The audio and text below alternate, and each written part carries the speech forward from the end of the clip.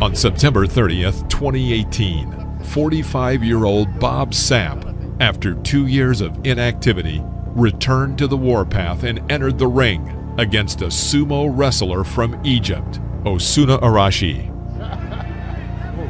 Good job on Osuna Arashi getting in there, but again, very clincher to sumo go. Referee gonna get away. This fight went the distance, and in the end, Bob took the victory. But the third round was considered one of the most unorthodox in MMA history. During the battle, the fighters got exhausted and were no longer interested in continuing to fight for the amusement of the public. Instead, they arranged a wild stare-down, with the audience speculating on who was going to collapse first. Oh, he turned his back, got pushed. If Bob can just chase it down, he can finish this fight. He can finish this fight. Peter Israel left is just literally slapping. He's smiling. In our previous video about Bob, we'll drop the link below in the description. We already dispelled part of the myth that the Beast was an average contender, not to be taken seriously.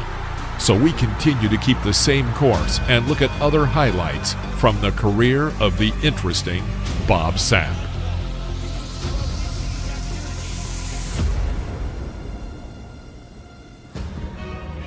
(2002), his second duel in the MMA against rival Kiyoshi Tamura, who was then known as a dangerous competitor, who had won against Pat Miletich, Renzo Gracie, Maurice Smith, and others. So the skill level of the Japanese fighter was definitely higher than most. But as we know, Bob in those days was a big fan of upsetting bookmakers, and that's exactly what he planned for that evening. Kiyoshi Tamura with the low kick. Bob Sapp coming in and eating a right hook. Sapp gets the right hand and drops Tamura. Tamura's got to keep Bob Sapp on him. 11 seconds in, and the fight is over. Bob hugs his friend Josh Barnett, who helped him train for the fight at that time. Nevertheless, we ironically mentioned Josh, as he would later enter the ring as Bob's opponent. We would also like to note that Bob's mood for this fight was clearly that of a man who was out to win, not to earn money. December 31st, 2002. A tough battle is expected when Sapp faced another Japanese fighter, Yoshihiro Takayama, who, together with Don Frye, had made a bloody spectacle for the whole world, with tales of that fight still being told. So, in this battle, the word mercy was completely excluded from the actions of the fighters. Bob looked like a football linebacker. After the opening bell, Bob activates fight mode. According to the Josh Barnett formula, he begins to methodically destroy his opponent, landing powerful blows to Yoshihiro's head.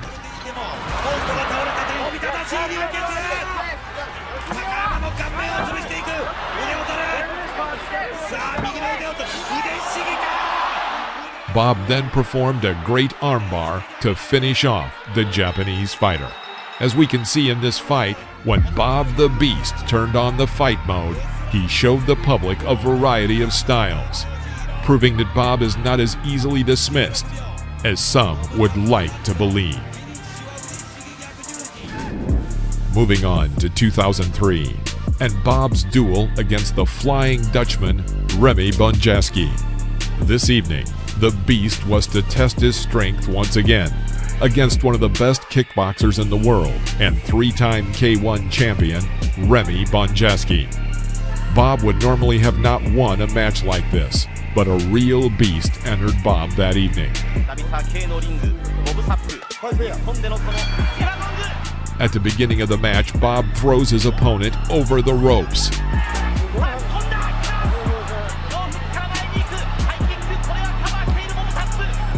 Remy returns to the battle and decides not to repeat the fate of Ernesto Hoost by keeping the Beast at a distance. He accomplishes this through low kicks and middle kicks.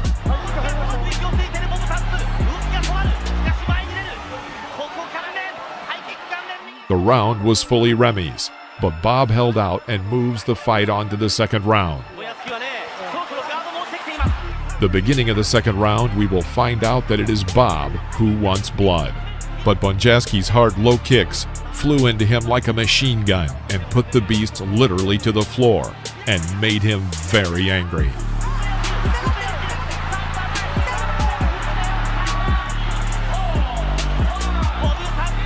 Bob manages to knock the enemy to the ground, but he forgot that the fight was under the rules of K1 and begins to try to finish him off. Bonjaski could not continue the match because Bob was disqualified. After reviewing the episode, we would like to say that Sapp was undoubtedly wrong, but otherwise, he showed a good fight. December 31st, 2004, Bob Sapp held a unique duel against kickboxing legend Frenchman Jerome Le Banner, who himself had fought in both boxing and MMA. But something special awaited the audience on this New Year's Eve. These rules were made specifically for the New Year's holiday, that both the first and third round were held according to the rules of K1, and the second and fourth rounds according to the rules of MMA. Throughout the first round, Bob is in defensive mode, pressing on the ropes and going into a blank defense.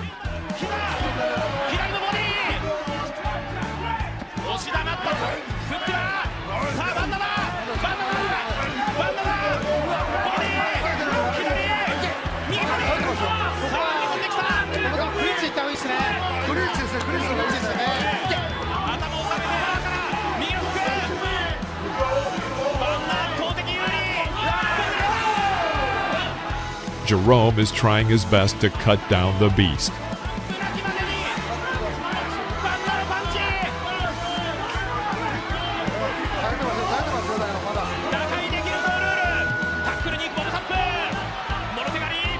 In the second round, the beast turns into a grappler. Bob takes a mount position and begins a brutal torture in the tradition of ancient Rome. And now Jerome is in the shoes of the victim, and Bob is acting like a bloodthirsty animal, aggressively pursuing through the entire second round.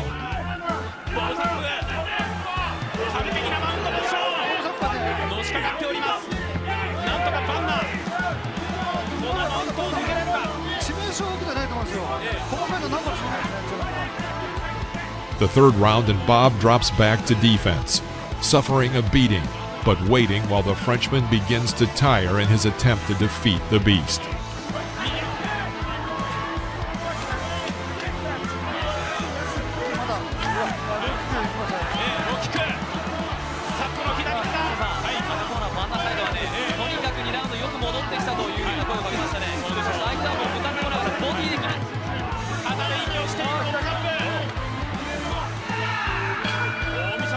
In the next round shows another transfer of styles, but Jerome defends himself well and does not allow Bob to knock him down.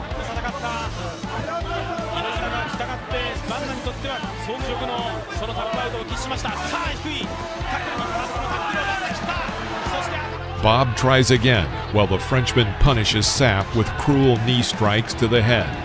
Moments later, Bob gets Jerome in the mount position.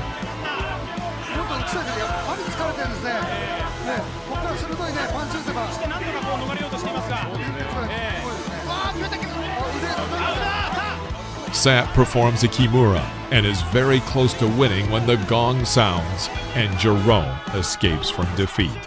According to the outcome of this unusual meeting, the judges decided that a draw is the fairest result, and the fighters shook hands, left the ring, and neither were seen again in a fight with such an unusual scenario.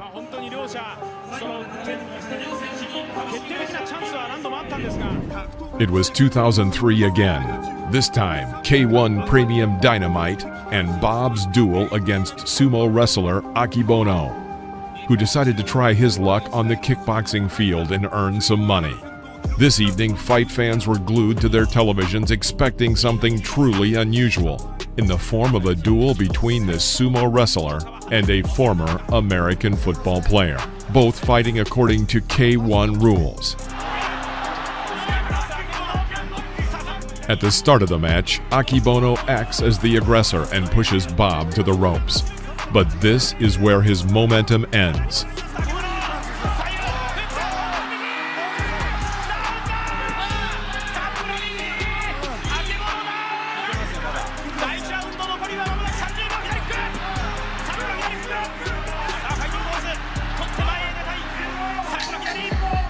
Sapp unleashes a pure knockout blow, rendering Akebono unconscious. And so Bob adds yet another early victory to his record. But this was not the end of their duels. After only 12 years, these two meet again. And in the second match, Bob wins again due to a cut on Akebono's head that was bleeding badly, and doctors had to stop the fight.